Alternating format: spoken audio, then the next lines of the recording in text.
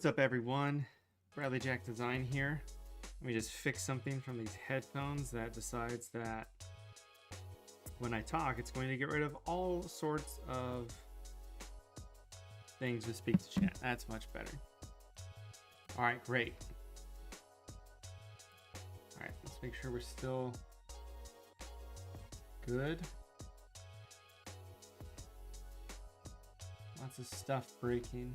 Okay, hopefully that's good. We shall see. All right, so today we're going to talk a lot about, we're not really going to design anything. We're going to talk more about just like design theory and stuff to do with design theory. So let me pull up, I had some notes on here. So there's a lot you can talk about when it comes to design theory. But we're going to mainly talk about a couple things. Let me just get rid of whatever my music is trying to load. Let me pull up just my camera. There we go. So we're going to talk about a couple things. So we're mainly going to talk about some things in color theory that I see a lot of younger designers not do. So like contrast in their designs, whether it's size or color, having some sort of balance in the design, or a hierarchy or alignment or repetition of certain things to create pattern. Let me let Instagram know what we're doing real quick. Also, say hi in chat so I know that it's working, because my computer's having some issues right now and it's incredibly frustrating. And I do not know why. But we're going to talk about that. Then we're going to talk about some typography, stuff to do in typography, things to do, things not to do, stuff like that. And then hopefully we can get into some color blending tools. I already touched a bit on color blending, but we're going to talk about it a little bit more as well, just to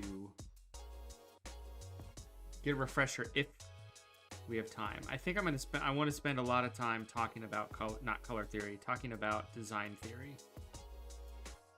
Okay. Okay, let's rock and roll. Okay, so we have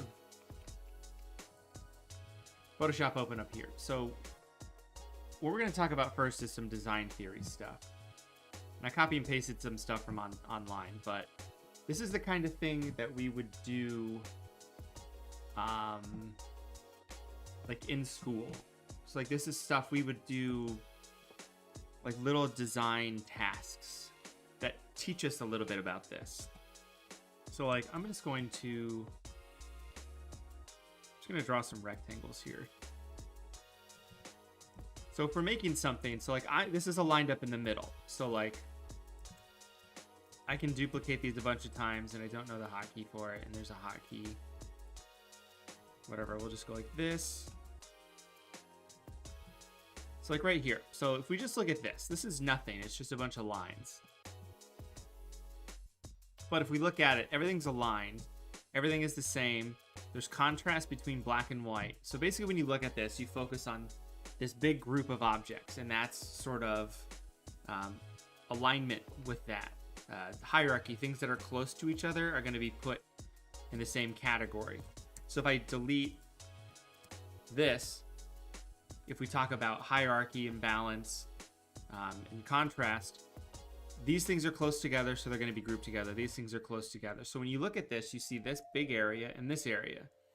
Now I could easily set up some sort of hierarchy where I go, okay, you look at this big area, then you see this, then you see this. You know, these could be headlines of text. You know, I could have some big text here that says, you know, I'm not even going to do it. This could say bang or something, and then text here, text here. Now we're going to normally read top to bottom, left to right. So if I go like this and flip it upside down, you can see big, little, littlest. We're creating a hierarchy. I want you to look here, then I want you to look here, then I want you to look here. Now, that is done with size contrast. We can also do it with color contrast. And we can do it with a bunch of different parts of color contrast. What am I doing? I have a gradient up. Okay, let's just hang out for a sec and slow down. All right, so these things are all aligned. They're all aligned in the middle. If I take one of these off and go like that, I just created tension because it's not aligning with everything else. And this is stuff you would do with just elements that you're working with. So when we look at this now, since I created this tension, when you look at this design, you look here first because this is different. There's a positional contrast between everything else. You see this, which is now a part of this, and then your eye goes down here. If I put it back, you go to the same spot. If I move this over, when you look at this, you probably look right here because this is different than everything else. So that's how you can use balance or alignment to make things purposefully out of place so people focus and go there. So let's talk about color contrast. So color contrast is very easy to understand. So here's our same design we just made. I'm going to take this bottom guy and I'm going to make this, yellow. So now when you look at this, this has the most color contrast from everything else. So we're using contrast with color to focus on an area. You can do this with any element that you have. I can take these two rectangles and I can make these pink. And then maybe I take this. Oh, actually here, oh no, that's fine.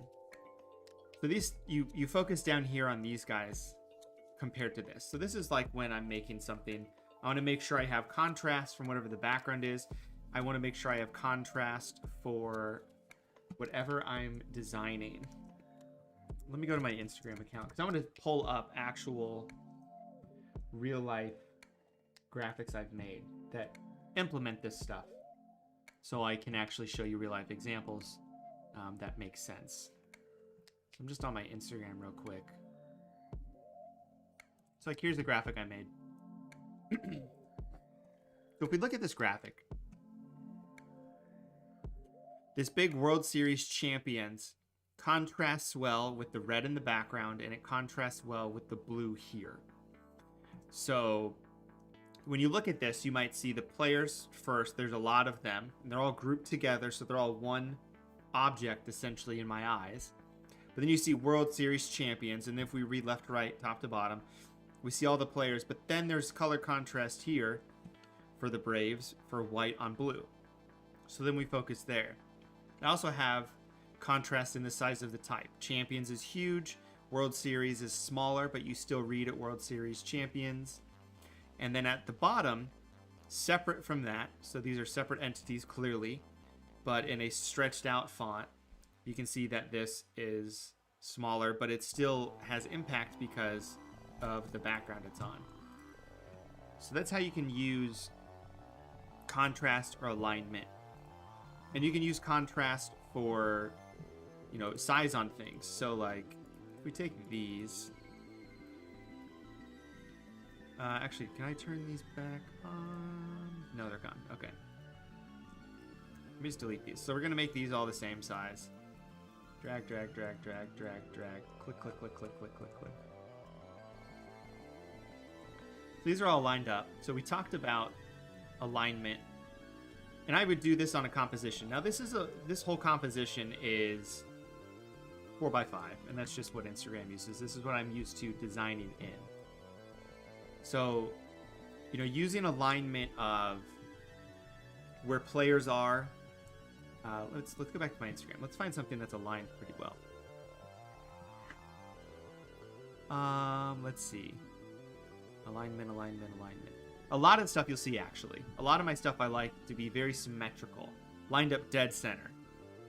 This is lined up with this, which is lined up with this.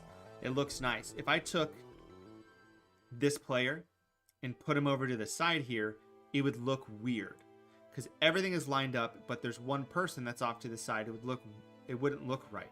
Now I have this off to the side, but this is a minor detail. But then when you read it, we have a line.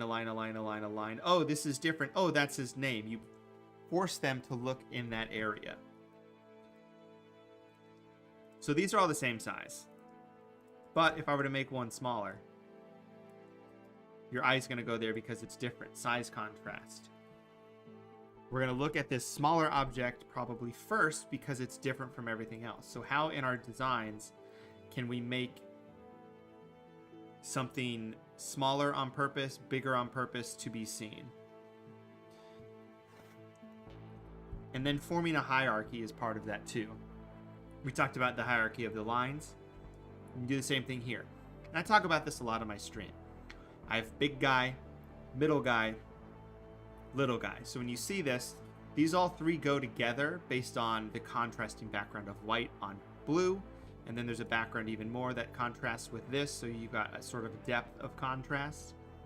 But then your eye goes here, goes down here. And then once we're down here in this area, we can hop back to read. We're going to read, okay, number 23, which... Oh, he was number 20. I'm like, that's not his number. His number's 52. But then you can hop back over here because there's contrast to see here. The C sort of blends in with everything, which is completely fine. It's just an element to blend in. You know, here's another graphic where we have sort of big guy, big element here with contrasting name. But then these three images all blend in together as sort of one element. And then we have some other elements that just sort of move along. And I like to use sort of the rule of three, the rule of thirds. You've got 1, 2, 3 guys with one other side guy that I don't really count in that. You know, here's Caleb Dressel.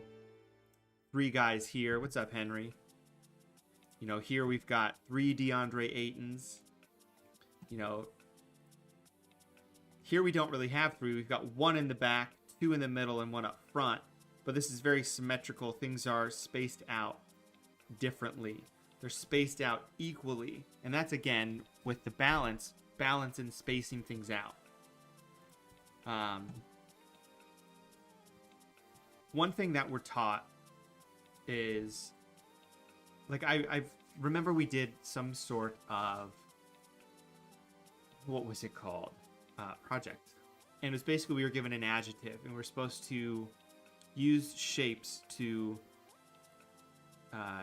represent that adjective. So like if I had the adjective tension, I can just move this over. Or I can move it, you know, 1 pixel off. Here, let's do this. I'm going to move all of these over to the side. I guess I can just align them up. I'm going to delete this middle one. I'm going to toss this one back in the middle so it's the exact same. So if I wanted to create tension with this, personally, I would go like that. Like, this looks nice.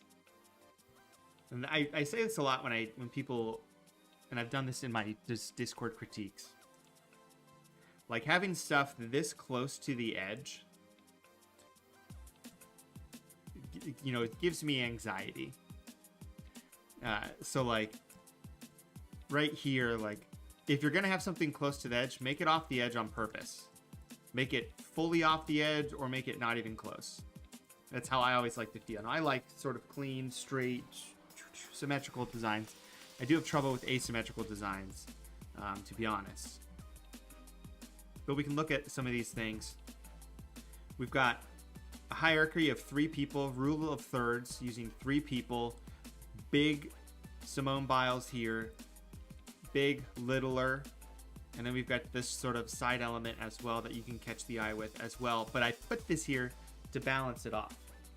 You want balance in your compositions. And that's where I add things, is to create balance. So like, if I didn't have anything down here, this whole thing would feel off balance because it's all falling over to the right side. So we need something over here to balance it off. This is just Guy Fieri. This is just all feels. Nothing design related here, just rocking and rolling. We're gonna skip that. That's just fun. Let's take a look here. So like balance and spacing between everything on the edges is all the same. It's all centered, but the text isn't necessarily centered. We've got our contrast of size. We've got Fury versus is smaller. We'll talk about type a little bit later. But then we have style contrast between the 3 and Fury and Wilder. And then this is more just of a like a photo manipulation to make it look like they're in a realistic space. So that's what a lot of the composition comes to. But then we throw things in the front to add depth, to make things more interesting. That's something I also like to do. What's up, Heston? You know, here's another one. So rule of thirds is good. You know, some of the stuff to the side. But compositionally, I'm usually just trying to build something using these theories. You know, things are lined up. You know, his hands sort of lined up with here, which is lined up with here. Spacing on the side, you know, this could be a little bit further off probably. And that's the thing too with, that's a little weird with this design. Everyone's looking away. You know, two is looking off the composition. He's pointing away from the composition. He's pointing away from the composition, or looking away, which usually is something that I don't want to do. I want them to focus back in on the composition. So, you know, if I make, I don't know. I thought they used to have like arrows in here. And I just like, they just like delete things that I don't like them to delete in Photoshop. What am I doing? I'm creating a triangle. There, we have an arrow now. Great. All right, we're gonna group those together. So like if you're looking at a composition, do you ever use the Z-scan principle? I don't know off the top of my head. I might do something subconsciously. So Chris is a teacher. He teaches design. That's not what I want.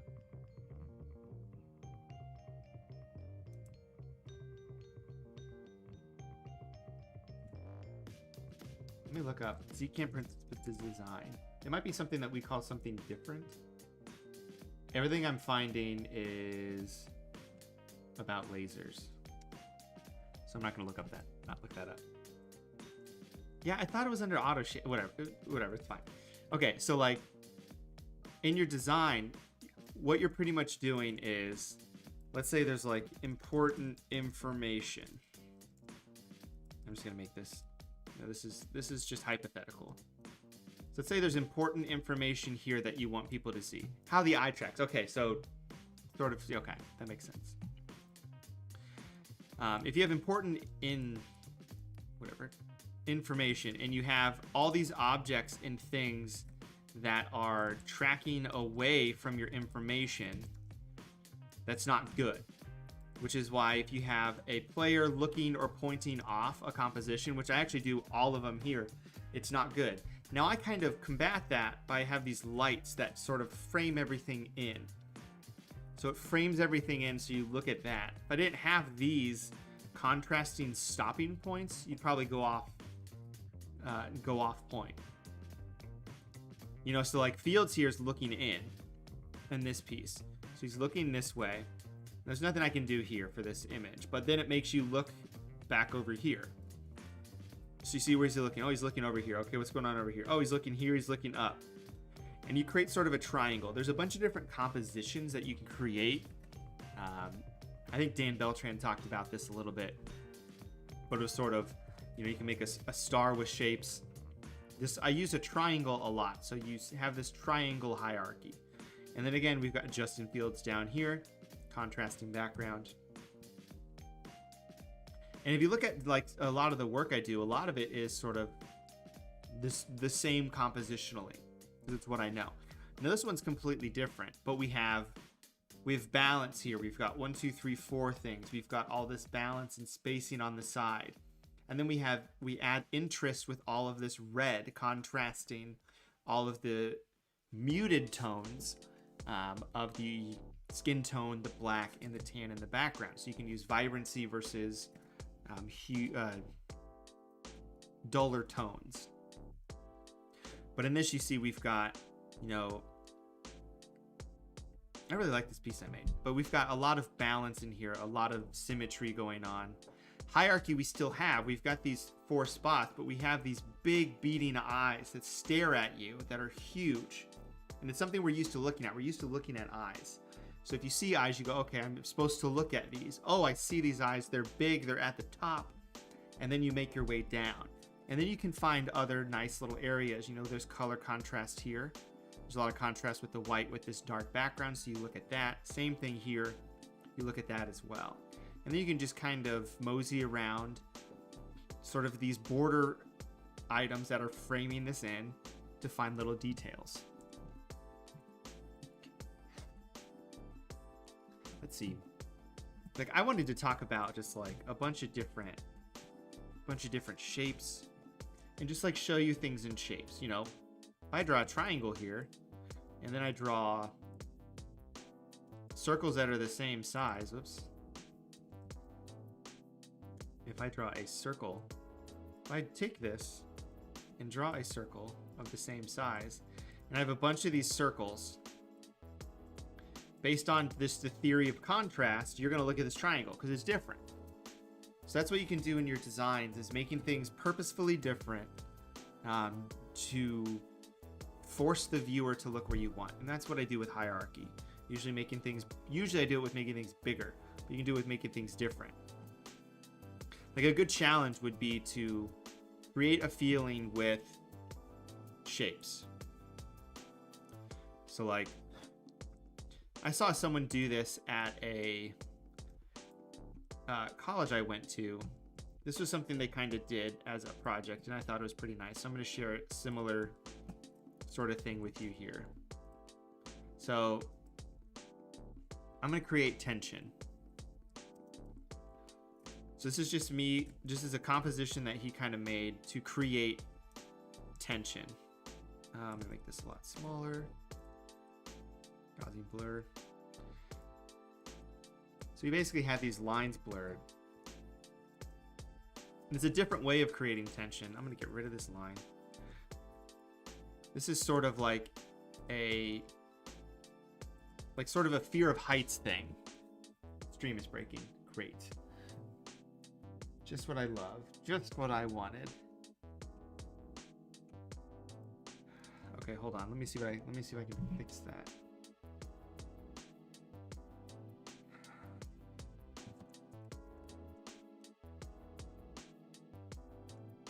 Yeah, it's back. It's not good though. I can see the numbers and I don't know why. So let me pause for a second. It should be good. Like, I don't understand. I knew this was gonna happen too. Just my luck, trying to do something where I just teach the whole time and this happens.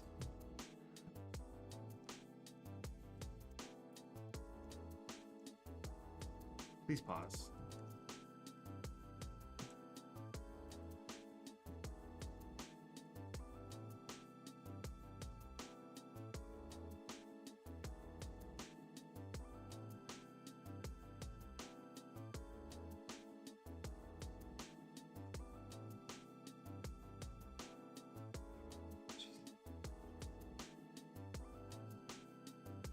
I don't know what it is. Nothing has changed week to week, and it's just super broken. Okay, hold on. Please hold.